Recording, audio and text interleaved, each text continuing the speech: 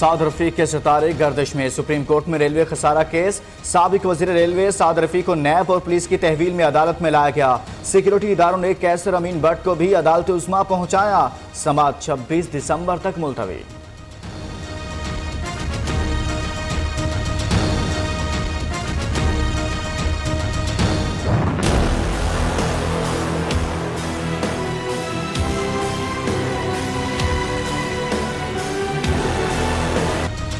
Punjab assembly की हल्का PPA 168 पर ज़िमनी इलेक्शन के लिए पोलिंग जारी। नून लीग के राना खालिद कादरी और पीटीआई के रहनुमा मलिक असद खोखर में कड़ा मुकाबला।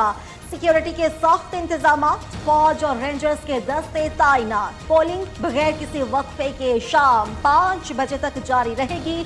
निशस्त साद रफीक के एमएनए बनने पर खाली हुई थी।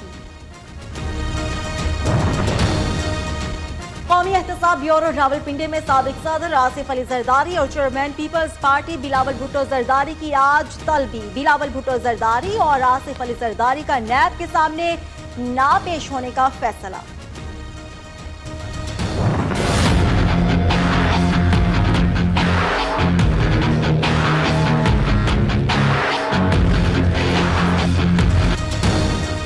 कराची में गैस का बहरान, शहरी शदीद अजियत से दो चार। ट्रैफिक का पहिया जाम होकर रह गया। स्कूल और ऑफिस जाने वाले रुल गए। घंडूर बस स्टॉप पर खड़े रहकर गुजार दिए। पब्लिक ट्रांसपोर्टर्स बिल्कुल गायब हैं। कराची में सनतें भी बंदिश के दहाने पर। ताजरों का गैस बहाली के लिए आज तक अल्टीमेट। कराची में सनतें भी बंदिश के दहाने पर। ताजिरों का गैस बहाली के लिए आज तक का अल्टीमेटम। सुई सदरन गैस कंपनी पर धरना देंगे। सदर कराची चैम्बर की धमकी। गैस के बंदिश से अंदरूनी सिंध और पंजाब के सार्फिन भी परेशान।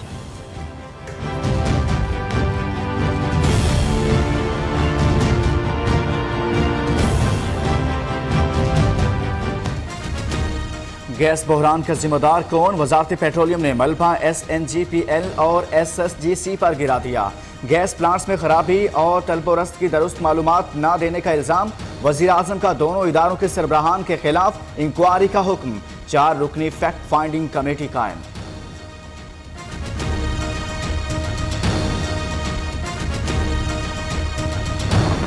We have not waited for IMF to impose any sanctions on us or impose any conditions on us to do what we think is required for the economy. In the very first 100 days, we have increased gas prices, we have increased electricity prices, we put in a supplementary finance budget where we increased taxes, the rupee has been devalued, the currency has been adjusted by the central bank.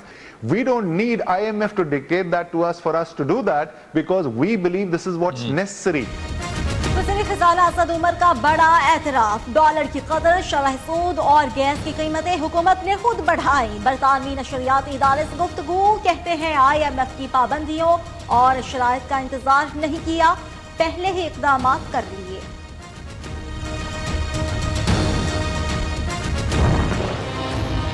मुझसे इनके साथ रहनुमाओं ने NRO मांगा लेकिन cases चलेंगे। पहला बंदा जिसने अप्रोच किया वो यहाँ पे इस ऐवान में अभी भी बैठा हुआ है। जिसने भी पाकिस्तानी कौम का एक भी पैसा लूटा है उसको डी चौक पर फांसी और उसके असासी नीलाम की जाए। क्या आप इस करारदाद से इत्तिफाक करते हैं? क्या आप इत्तिफाक करते हैं? क्या आप इत्तिफाक करते हैं? नून लीग के 7 अरकान ने NRO मांगा। वजीर मुमलिकत मुराद सईद ने सियासी तूफान खड़ा कर दिया। पहला शख्स जिसने केसेस ना चलाने के लिए राब्ता किया वो ऐवान में बैठा है। राना सनाउल्लाह कहते हैं तहरीक इंसाफ के पास NRO देने का इख्तियार नहीं। खबर दुरुस्त ना हुई तो इमरान खान का क्या होगा?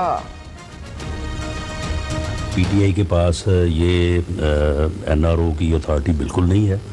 NRO जब भी मिलते रहे हैं, जब भी कोई मिलेगा या कोई देगा या नहीं देगा वो सिमत और है। हम एहतसाब के हक में हैं। हमारी हुकूमत का एहतसाब होना चाहिए। पिछली हुकूमतों का भी होना चाहिए। हमसे शुरू कर लें, कोई बात नहीं। शहबाज शरीफ साहब बैठे हैं, सारा पाकिस्तान जानता है। साफ पानी में बुलाया, आशियाना में रेस्ट कर लिया, मिला कुछ नहीं। 64 दिन का रिमांड कातलों का नहीं होता। स्पीकर साहब, आप लीडर तो अपोजिशन का रिमांड लेते हैं, शर्म नहीं आती? साद रफीक की गिरफ्तारी, नैब और एहतसाब पर मुस्लिम लीग नून का शदीद रद्द अमल। कौमी असम्बली का ऐवान मछली मंडी बन गया। ये एहतसाब नहीं, इंतकाम है। दहशत गर्दों का इतना रिमांड नहीं दिया जाता जितना नून लीगी रहनुमाओं का दिया जा रहा है। ऐसे चलना है तो हेलीकॉप्टर केस में कायदे ऐवान को भी गिरफ्तार किया जाए।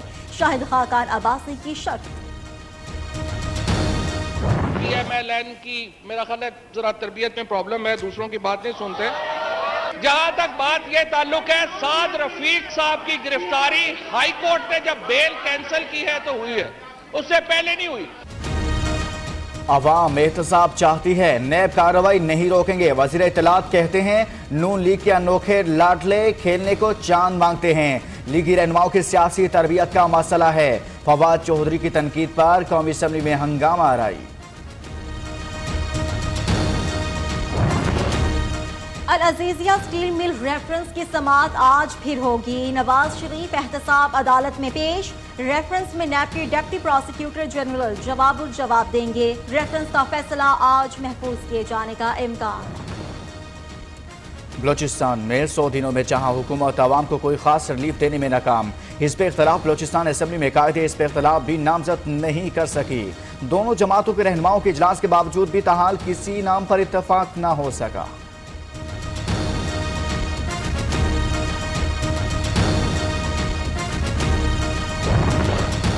एहतसाब ब्यूरो हुकूमत का आलाए कार बन गया। बिलावल भुट्टो की जेर सदारत पीपल्स पार्टी का इजलास। ऑपोजिशन रहनुमाओं के खिलाफ कार्रवाइयों पर तशवीश का इजहार। बेनजीर भुट्टो की बरसी पर 27 दिसंबर को गढ़ी खुदा बख्श में जलसे की तैयारियों का भी जायजा। सदर मुमलिकत आरिफ अलवी खातमुल हरमैन शरीफैन शाह सलमान से मुलाकात के बाद मक्का मुकर्रमा पहुंच गए। सदर ने उम्रा अदा किया और नवाफिल पढ़े। पाकिस्तान की तरक्की और खुशहाली के लिए दुआएं भी मांगी। पाकिस्तान को मजहबी आज़ादी की पामाली फहरिस्त में शामिल करने का मामला। सीनियर अमरीकी हुकाम दफ्तर खारिजा तलब। पाकिस्तान का अमरीका से शदीद एहतजाजी मुरासला भी थमा दिया।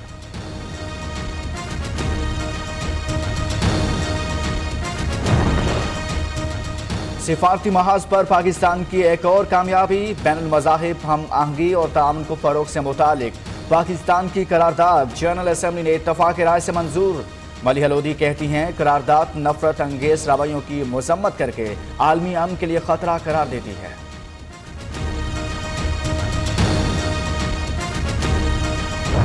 फिक्र ना करूँ, इंशाअल्लाह it's a matter of few days मैं आप लोगों के साथ हूँगा। हंसते खुशते रहो, ठीक है ना भाई, आएगा तुम्हारे पास इंशाअल्लाह। हफ्ते 2 हफ्ते की बात है इंशाअल्लाह।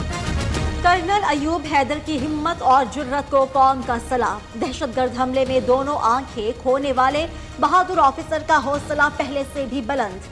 कहते हैं जल्द फिर मिलेंगे, फिक्र ना करो, हंसते और मुस्कुराते रहो। बरतानवी वज़ीर-ए-आज़म के खिलाफ तहरीक अदम एतमाद नाकाम हो गई। टेरेसा मे के हक में 200, मुखालफत में 117 मेंबरान ने वोट दिए। बरतानवी वज़ीर-ए-आज़म ने कहा आइंदा इंतखाबात में पार्टी की क़ियादत नहीं करूंगी, ब्रेक्सिट डील मुकम्मल करना चाहती हूँ।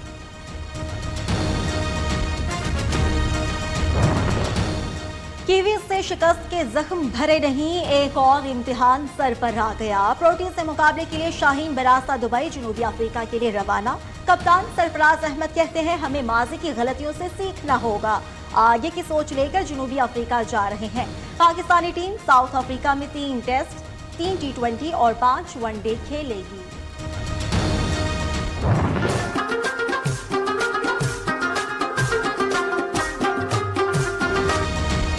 वादी सवात में बर्फबारी, पहाड़ों ने सफेद चादर ओढ़ ली। इंतहा की सर्दी में सयाहों की मौज मस्तियां, लोगों ने गर्म खुराक तरजीह बना ली।